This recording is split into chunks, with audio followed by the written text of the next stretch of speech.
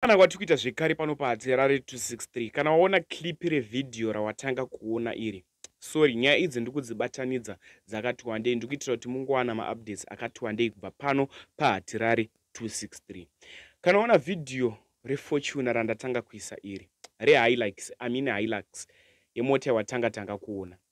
Vidhio iri inyaya yaitika kumasvingo mutauni yadriver anga achidriver mota seasina hanya neupenyu hwake, akananga pazuva pafilling station mutauni yekumasvingo. Asvika apa asvika achidhuma imwe mota, paadhumana neimwe mota iye ndiye abva akuvara gumbo. Nguva inoyi yatave inoyi ndatidzidzei kuzvibata, ndatidzidzei kuchengetedza upenyu hwedu. Tinofa tisati tapinda 2025 wakafarisa nemota idzi. Ngatidhiraivhei mota tine mwero, tichidhiraivha tichifungawo kuti tinge takatakura vabereki. Sezvatinomboona zvinoita vakomana vemushikashika, ndatizvibatei nguva inoyi yatiri tingodzikama. Kusubscribe paTerare 263 mahara, ndinokumbira usubscribe utena on the notification bell. Inini saTerare nchenge nchikuzivisai manews updates ezvinhu zviri kuitika munyika yedu yeZimbabwe. First update, usazoskipe nyaya iyi nekuti ndichataura futi nyaya yemwana wechidiki akafa kuchimanimani. First update inyaya yakaitika kuSouth Africa kuMpumalanga yemaZimbabweans ayo anga ari 3 anga achishandidzana neamwe maSouth Africans 2. Zvichireva kuti vanhu ava vanga vari 5. Ndichipawo vamwe advice vemuZimbabwe vanobuda muno muZimbabwe, kana waenda kuSouth Africa fambira chinhu chimwe chete, kwete kuzoita zvekurobha. Unokanganisawo isusu vamwe vanozoda kuenda ikoko vachida kunotsvaga basa, vaida kuita zvebasa, unozokanganisa vamwe vanhu. Nekuti zvinhu zvakunzi maZimbabweans ndombavha ndavabude munyika yedu nekuti vari kutikonzeresera zvakawanda. Saka ndiri kuti kana waenda kuSouth Africa fambira chinhu chimwe chete, kwete kubira vamwe vanhu. Ende makezi atinonyonyoreceiva muno munyika yeZimbabwe, maZimbabweans achiona ari kuSouth Africa ikoko ari kubira amwe maZimbabweans ari kubvawo kunoko achitamburira kuti anozvishandira. Beduwe, kushanda chinhu zvinorwadza. Unenge waita 5 years uchishandira chinhu ichocho, pongoita munhu anoti turi chidumbu chake achinoba zvaasina kushandira. Ngatikusubscribe mahara. Nyando nezvomuzuva ranhasi inyaya yakaitika kuMpumalanga yemaZimbabweans 3 anga achishandisa mota yeHyundai vachishandidzana neamwe maSouth Africans 2. Vanhu ava vanga vachiita inonzi robbery, vachibira vanhu ikoko kuMpumalanga vachishandisa mapanga. Zviri kunzi vakaona muSouth Africans ikoko kuSouth Africa, vamuona munhu uyu vakamubira foni, anga asina mari cash, anga ane kadhi rebhengi. Vakabva vamutorera kadhi rebhengi zvakanzi tipe pini and toenda tese paATM tonotora mari pabhengi.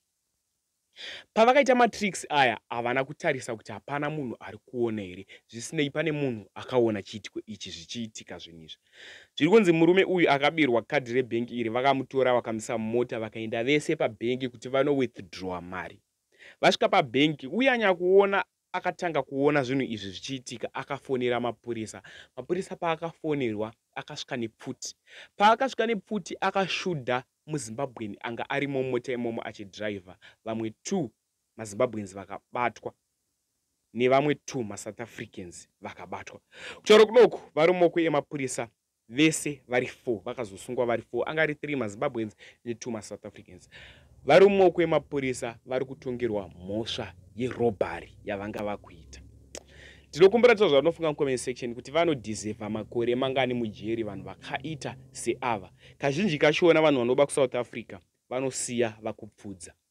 Vakaona kuti hauna chaunacho vanosiya vakupfudza. vakupfudza iwewe kana nefamily yako.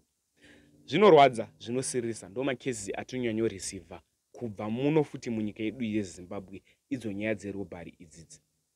Next update inyaya yakaitika kuChimanimani, munonzi Muteishe village kuChimanimani, ndokwakaitika chiitiko ichi. Pana gogo vaichengeta muzukuru wavo, chireva kuti mwana wemwana wavo.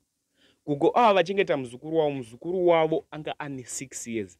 Zviri kunzi vakadziisa mvura yekugeza. Gogo ava vazidzisa mvura yekugeza, mvura iyi iri kunzi yakapisa zvekuda kutuvidzwa. Mvura yapiswa zvekuda kutuvidzwa, vari kunzi vakadira mvura iya mubhaketi. Gogo ava vadira mvura mubhaketi vachida kunogeza.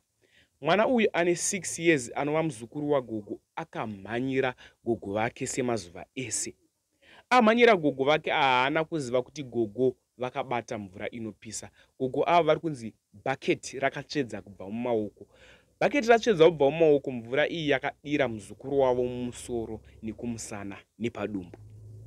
Mwana uyu aendwa nemvura iyi yaipisa zvisingaite, ari kutonzi akatorwa akaendeswa kuchipatara. Paakaenda kuchipatara akanosvika achifira ikoko. Rest in peace kune mwana wechidiki uyu, ngazorire murugare mwanasikana. Tasingatarisirwe izvi, tasingazvifungire my sister kuti uchafa nenzira yakadai.